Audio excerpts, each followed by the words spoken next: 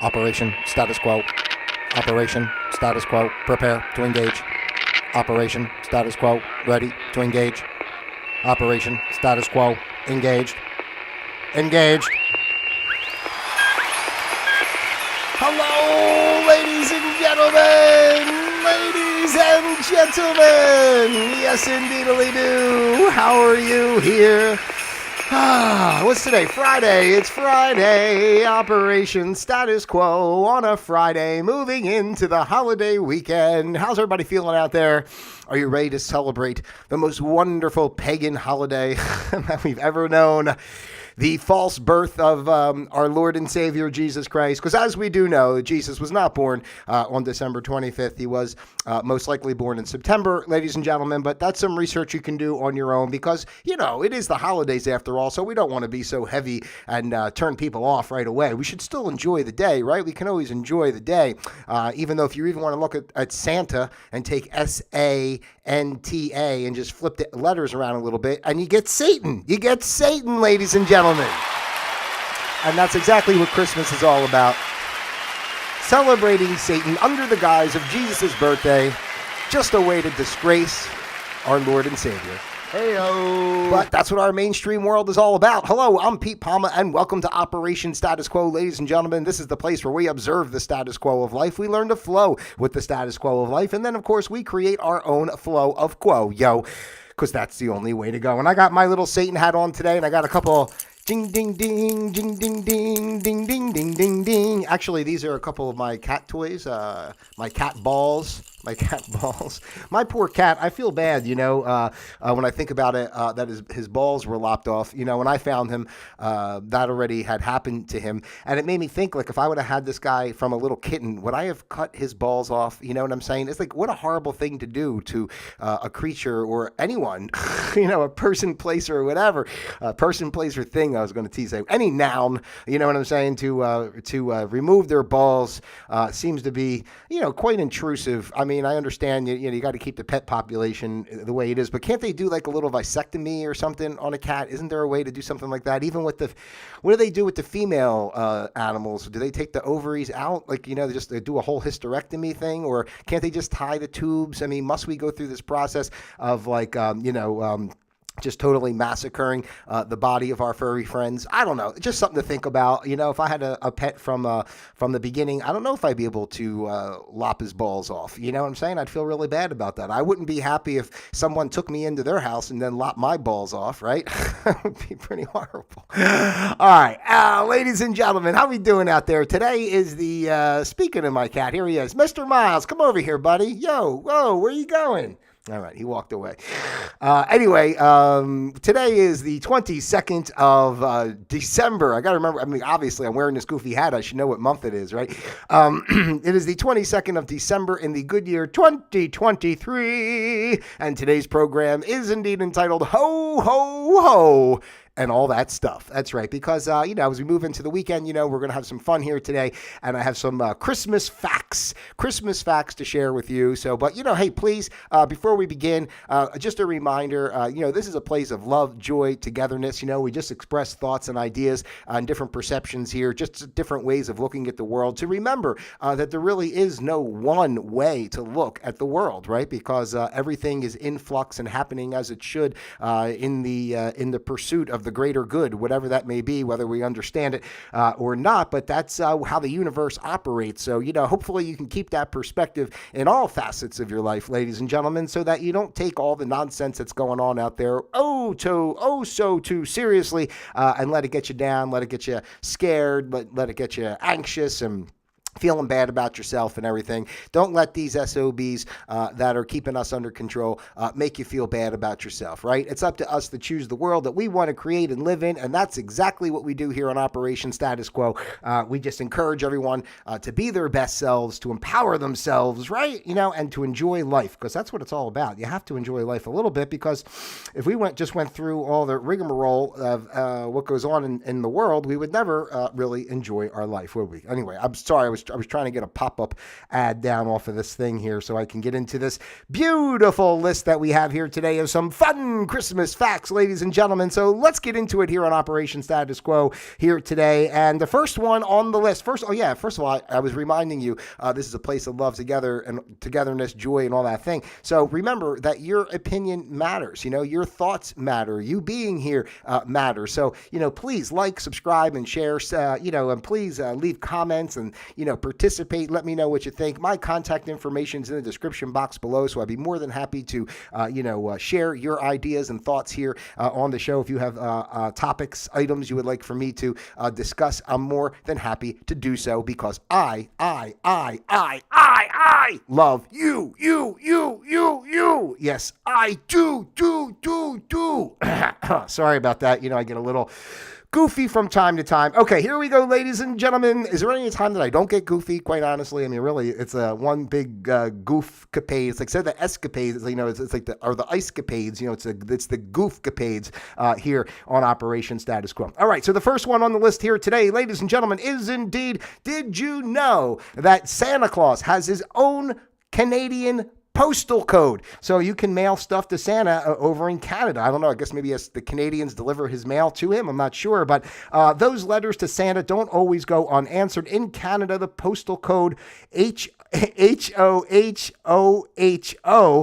is designated for Santa at the North Pole. Every year, Canadian children can send their letters to this address to receive a personalized reply from Santa through Canadian Post Santa Letter Writing Program. So there you go. If you really want to get in touch with Santa, send a letter to Canada. Canada will get it to the North Pole. The North Pole will get it to Santa. Santa will get it back to the North Pole. The North Pole will get it back to Canada, and Canada will get it back to you. Whoever says that, Canada is kind of worthless out there, right? People put Canada down all the time, but in reality, Canada's doing a great service out there. Let's see here. How about this? How about in Japan? What are they doing for Christmas in Japan, ladies and gentlemen? Well, believe it or not, in Japan, it is a tradition for people to enjoy a Kentucky Fried Christmas. Can you believe it? Here's the picture too. Colonel Sanders. There he goes. I wonder if they make him look Asian on the box. I'd like very much have some Kentucky Fried Chicken for Christmas. Yes. Oh, my goodness gracious. So what started as a marketing campaign by KFC in the 1970s has evolved into a widely adopted tradition of eating a bucket of KFC chicken to celebrate Christmas. Many people even place their KFC orders well in advance to secure their Christmas chicken dinner. So there you go. Think about how lucky you are here in America. You can go to any fast food place and poison yourself as readily as you like to. Here in Japan, they got to put orders in ahead of time to make sure they get their bucket o poison, right? So from Kentucky Fried Chicken. All right, let's see here. How did the tradition of Christmas stockings begin? Well, that's interesting. I don't know. Do you know? Well, let's find out. This custom is believed to have originated in the early 19th century in Europe. One popular legend involves St. Nicholas, who, according to folklore, put gold coins in the stockings of three poor sisters. Over time, this evolved into the cherished holiday tradition of hanging stockings by the fireplace and filling them with small Christmas gifts. See, we talk about how important the precious metals are here on the show. We talk about that sometimes, how our monetary system, the fiat dollar, the petrodollar, it's a fiat currency. The petrodollar, is basically fake, right? There's no real money. There's nothing substantiating or backing it up. It's all just nonsense. It's just digits on a computer. You don't really have it, right? So, but St. Nick, he knew what was going on. He was bringing gold coins to the kids way back in the day. So even Santa Claus knows that you should get your gold and silver, kids. Right? How about this? The first Rockefeller Center Christmas tree was actually small. Construction workers placed the first small undecorated tree at Rockefeller Center in 1931. These days, the famous tree features more than 50,000 multicolored LED lights. That's nearly 5 miles long. How about that, ladies and gentlemen? Well, I guess the Rockefellers had to start off small. They were working hard to take over the world and keep people suppressed, financially and such.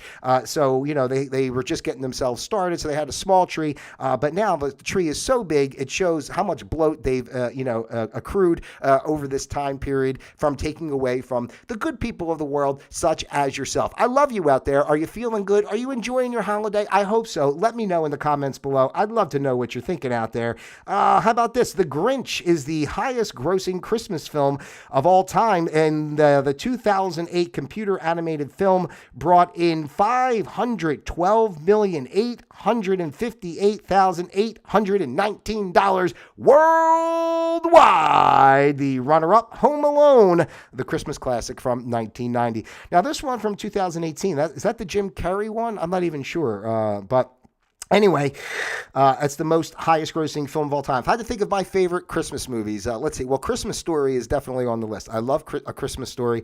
I've also really, of course, Christmas Vacation is a good one. I'm trying to think, like, what if I had to put my top five? A Christmas Story, Christmas Vacation. I'll tell you what else I really like. I really like the Patrick Stewart version of A Christmas Carol. I don't know if you ever, The Christmas Carol. Did you ever see that one? That's really good. Patrick Stewart is great in that one. I watch that every year, so I'd label that. I know Elf is really popular, but I don't know. I feel elfed out a little bit. It's a lot of elf all the time. Elf, elf, elf, elf, elf. I mean, it's really good. Don't get me wrong.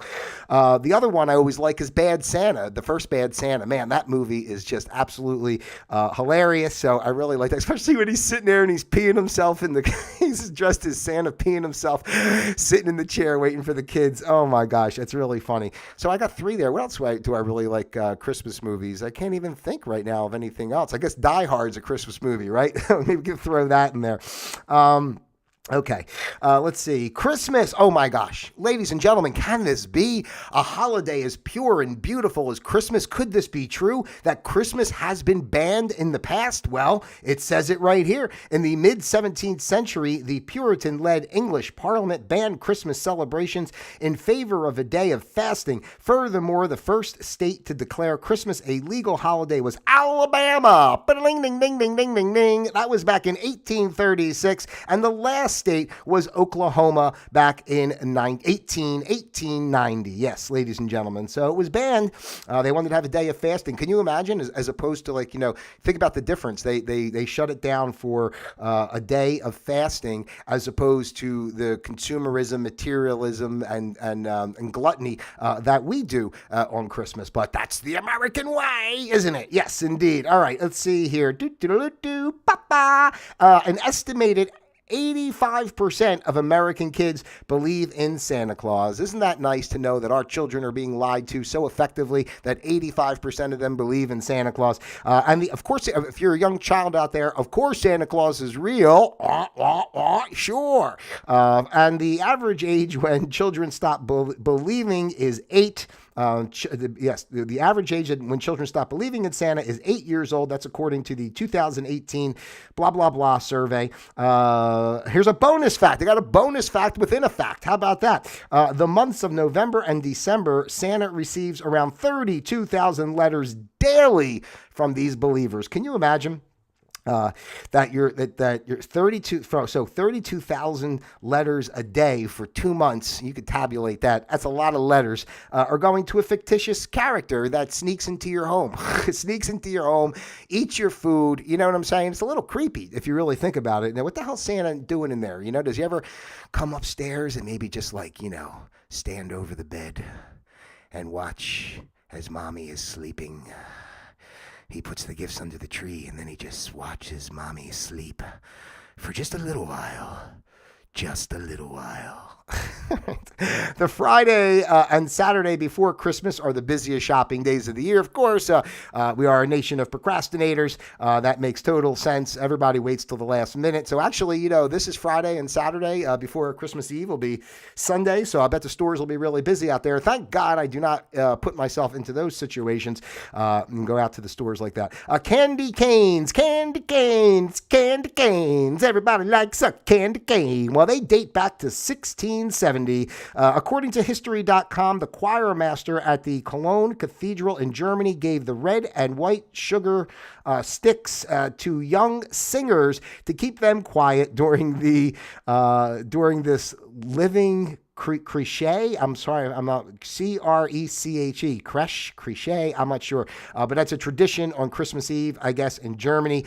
So anyway, he gave them these red and white sticks of sugar to keep them quiet. I'm not sure how well that works because, they're sucking on sugar, which is only going to get them more worked up when they finally take it out of their mouth. But I guess it's a good thing because if it wants to keep the kids quiet, if they're part of the choir, maybe when they finally, take the sugar, they're ready to rock and roll, right? They, woo, oh, little town of Bethlehem, right? They just really get into it. Let's see. Oh, how about this? Tom Hanks played 6 different roles in the Polar Express. I never saw the Polar Express. It looked like, I'm sure it's probably pretty good. But I never did see it, but he played 6 roles. I guess that's the same thing as Eddie Murphy. And what was the one with, when he's not Dr. Doolittle, Meet the Clumps or, the Clumps, whatever he was, when he was playing all the parts at the table. That was the Nutty Professor, or whatever the frig it was called. Why does Santa live in the North Pole? That's a good question. Let's find out. The famous political cartoonist Thomas Nast established Santa's official residence as the North Pole in several illustrations in the 1800s. At that time, there had recently been a series of expeditions to the Arctic and to the North Pole, and that was thought to be as a mythical and magical place. And that's, of course, where Santa would live because he's mythical and magical and fake and satanic. How about this? Xmas. It says, it was very lazy. Again, we can't just write Christmas and we put an X in the place of Christ, and it's another slight on Jesus for Christmas. But anyway, Xmas isn't a recent term. The word actually dates back to the mid-1500s and gets its roots from the Greek letter X, which is the first letter in the Greek word for Christ. So there you go. It's basically a Greek translation. I like that. Maybe we should do everything with Greek translations. Just put like an X in front of the word. Just like use one letter, right? The Romans did it with their numbers, right? X, V, L. It makes it a lot easier. I mean, why use numbers when you could just use letters for everything, right? Let's see here. Oh, why do we kiss under the mistletoe? Why do we kiss under the mistletoe? Well, let's find out. This popular kissing tradition may have its roots in Norse mythology. The History Channel reports that Frigg, F-R-I-G-G, the goddess of love, promised to kiss anyone who passed under the berry-laden plant after it saved her son's life. It wasn't until the 18th century, however, that the Christmas custom picked up steam in England. So apparently mistletoe saved her son's life, and she was willing now to sell her body as a prostitute under mistletoe to anyone who would take her because she's so happy that her son is alive that now she will just sleep with anybody as long as they bring some mistletoe. Seems like it makes sense, right?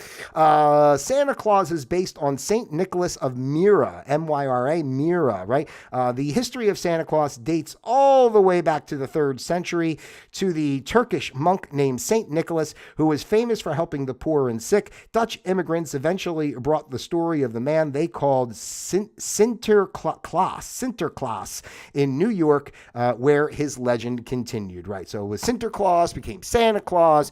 Sinter, too, because it almost looks like sinister, S-I-N-T-E-R. You can make that word sinister, if you want to go down that way. You know how we do here on Operation Status Quo. Ladies and gentlemen, we just can't do whatever the world says and just take everything, at face value. We have to dig deeper and think of things from a different perspective and not just take everything as truth, right? We have to really get into it a little bit. That's what we do. We should study more history.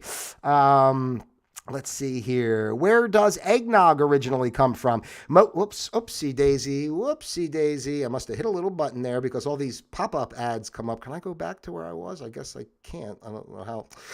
Now I got to go back over here and start all over again. These pop-up ads, when I do these things, I got to be honest with you, that really gets on my nerves. It really, really does. So I'm scrolling back. Why can't people just let you read? Like you're reading something. They got advertisements and everything all over the place anyway. Can't we just freaking read the story without having to go through all this rigmarole? I got the candy canes. I'm scrolling.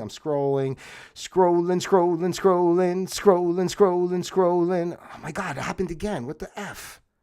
Here we go. Let's see here. Hold on. Damn. Sorry, ladies and gentlemen, this is like messing up my flow, and it really ticks me off because my flow is your flow, yo, and that's the flow of Operation Status Quo, don't you know? Okay, so I said, oh my God, why is it doing that? It keeps doing that every time I get to that spot. Hold on now, because if this keeps doing it, then I'm going to have to just say we're done. We're done. Hold on, because there's a couple that let's see if I can do this. Okay. Okay. Anyway, that was the one that we just did. So let me go up a little bit and see if we can get past this and not let it happen. Here we go. Where does eggnog originally come from? Whew, gosh, it was like 2 minutes of the show just to get back to this spot. Sorry about that. And if I was really, if I wasn't being, my pleasant self here presenting for you, I'd be going, phone, Papa Pads. Anyway, most historians agree that eggnog is a descendant of the medieval British drink poser. I guess it's posset. It's a T, Posset, posset, which was made with wine or beer, cream, sugar, and egg. So, I mean, all that to tell you that, ladies and gentlemen, it's a medieval British drink that continued on here as eggnog. I love eggnog. I haven't had eggnog. I can't tell you the last time I have eggnog, but I really enjoy eggnog. 'Twas the Night Before Christmas actually has a totally different title. Could it be? Oh my God, what the why is it doing this? Come on, man. Work with me here. I'm doing a show for people. Can you work with me here? Can you work with me? These ads just automatically pop up and they just like take me to another page, and it's just like crazy. It's like it just keeps doing it. Every time I scroll through, it just keeps taking. Hold on. I'm going to close out this whole thing and I'm going to start over again. One more time. We're going to get a couple more facts in here because now it's blowing up the whole flow, ladies and gentlemen. And, we can't have our flow of quo screwed up here on Operation Status Quo. It's just not the way that we do things here. But we do have to flow with the quo, and then we create our own flow of quo is what I always say. So if this thing wants to keep effing with me, then we'll just create our own flow of quo by stopping everything that we're doing. All right. It's this damn sunglasses hut commercial keeps popping up. Okay, 'Twas the Night Before Christmas had a totally different title. Clement Clark Moore's iconic 1823 poem is actually called A Visit from St. Nicholas. It's more commonly known as 'Twas the Night Before Christmas because of its famous first line. So there you go. So we can get through another one. All right, let's see here. I'm trying to see. Oh, okay. How did the tradition of Christmas trees begin, ladies and gentlemen? Well, Germany, I got to scroll back down. Germany started the Christmas tree tradition in the 16th century when Christian families set up trees in their homes and decorated them with lighted candles. That's again according to the History Channel. So maybe you know some other Germans in there, then you can ask them what let's see here. You can ask them what if that's true or not. Let's see. All right, we're gonna do two more. So we'll do this one. We'll do another one.